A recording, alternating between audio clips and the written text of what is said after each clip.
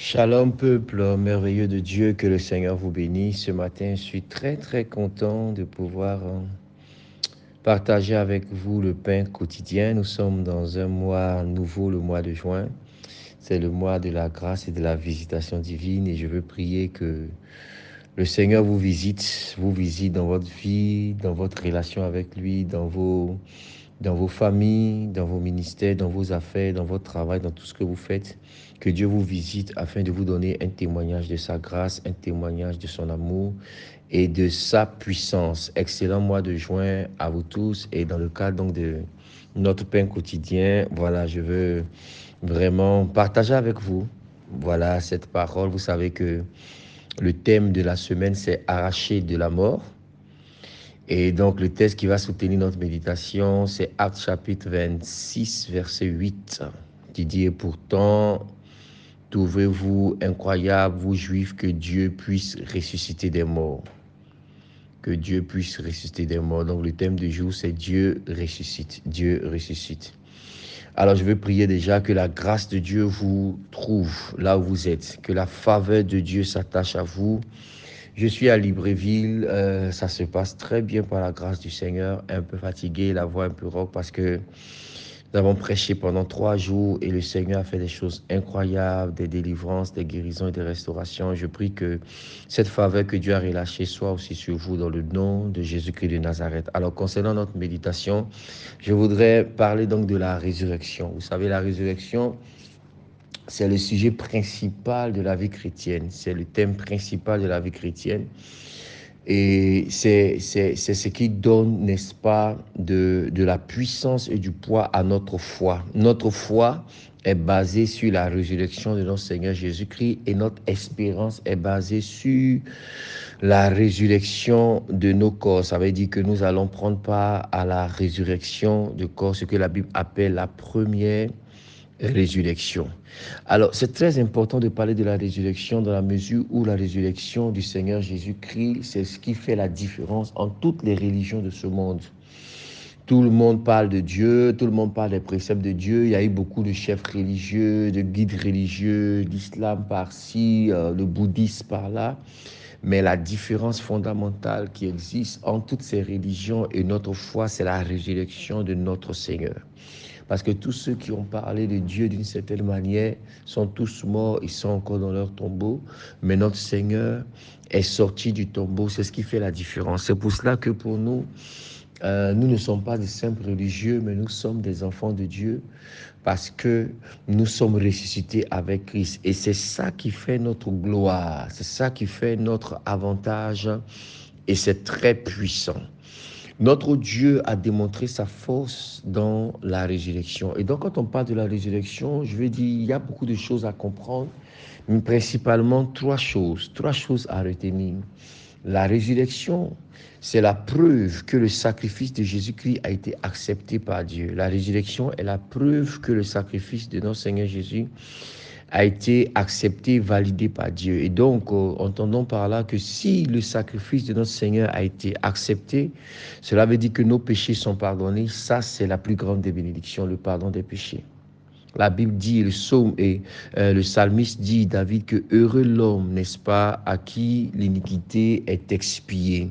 Parce que l'argent ne peut pas expier le péché, les relations ne peuvent pas expier le péché, la sagesse humaine, l'intelligence ne peut rien par rapport, n'est-ce pas, à l'expiation du péché. Et l'apôtre Pierre nous dit que nous sommes bénis parce que nous participons à l'aspersion du sang de Jésus-Christ dans sa première épître de 1 Pierre.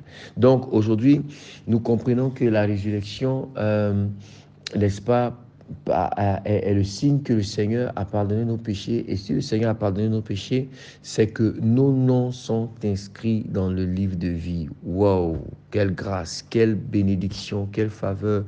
Nos noms sont inscrits dans le livre de vie.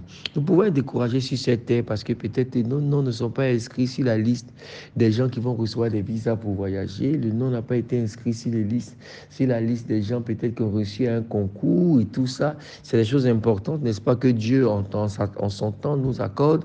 Mais la bénédiction la plus importante au-dessus de toutes ces choses, c'est d'avoir son nom inscrit dans le livre de vie et nous sommes bénis parce que nous avons nos noms inscrits dans le livre de vie. Donc, au numéro 1, la résurrection est le signe que le sacrifice de Jésus a été accepté par Dieu. Et si le sacrifice du Seigneur a été accepté, c'est que nos péchés sont pardonnés. Si nos péchés sont pardonnés, c'est que nos noms sont inscrits dans le livre de vie. Numéro 2, la résurrection, c'est le signe, c'est la manifestation de la toute-puissance de Dieu.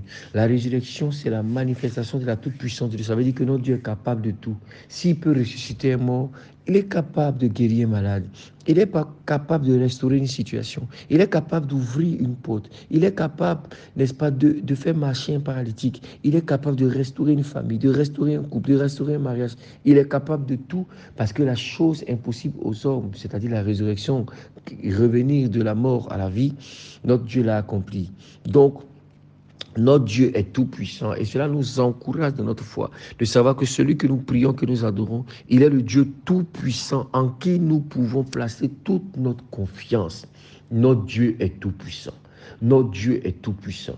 Donc la résurrection doit encourager la foi d'un enfant de Dieu. Celui que nous adorons est tout puissant. Et c'est très important de pouvoir avoir notre foi fortifiée dans cette révélation. En parlant de la foi, il faut vous rappeler que la foi se manifeste dans deux dimensions. Il y a la dimension de la foi en la parole de Dieu et la dimension de la foi en la nature de Dieu. Ça veut dire que vous devez faire confiance en Dieu. Numéro 1, confiance en Dieu par rapport à sa nature. Vous savez que Dieu est bon. Donc Dieu ne fera jamais rien pour votre mal parce qu'il est bon.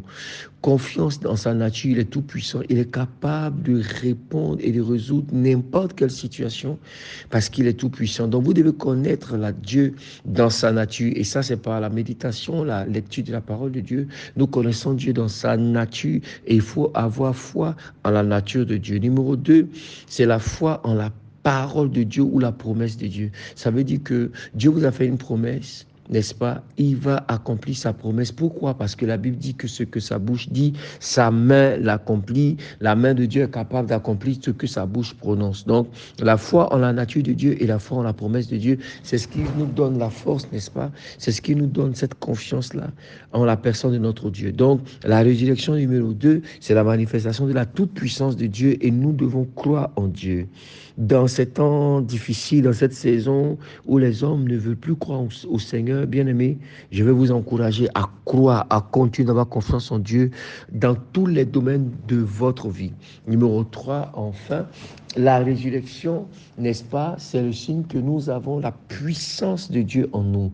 La Bible dit que notre Dieu nous a donné, a réservé pour nous la puissance de la résurrection.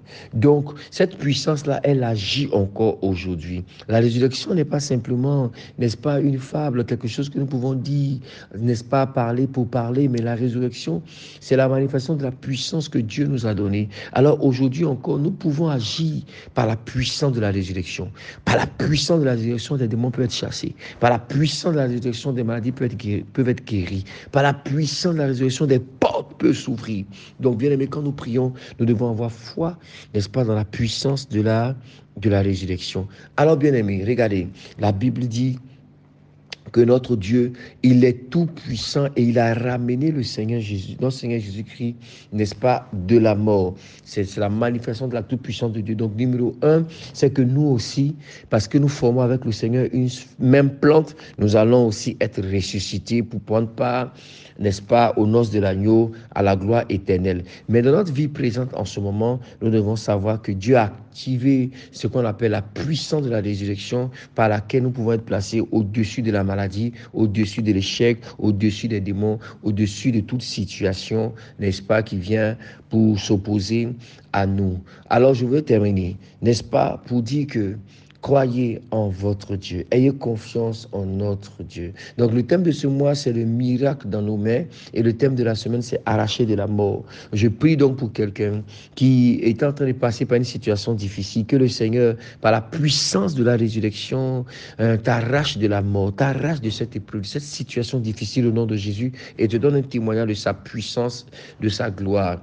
Alors, nous croyons en la résurrection de Jésus et nous croyons en la puissance de la résurrection. Et c'est très important. Je veux donc annoncer et prophétiser sur vos vies que tout ce qui était mort reprenne vie.